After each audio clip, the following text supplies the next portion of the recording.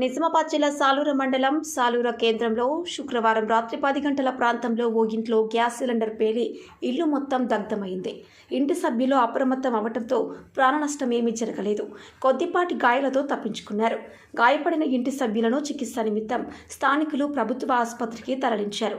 అకస్మాత్తుగా జరిగిన ఈ ఘటనకు ప్రాణాలతో బయటపడడం కాస్త ఊరట కలిగించినా స్థానికులు మంటలు చల్లార్చడానికి ప్రయత్నాలు చేసినా కండ్ల ముందే ఇల్లు కాలిపోతూ బూడిదై నేలమట్టం అవుతుండటంతో కుటుంబీకులు కన్నీటి పర్యంతం చెందారు.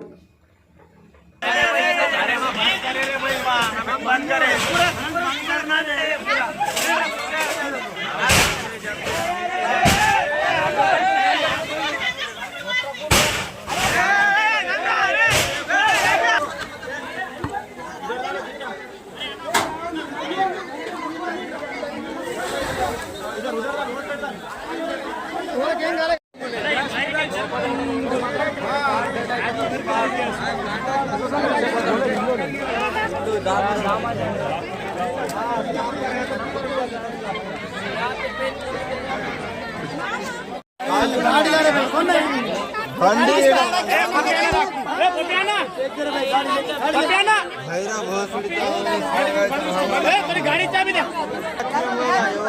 మంచిగానే ఉంటుంది.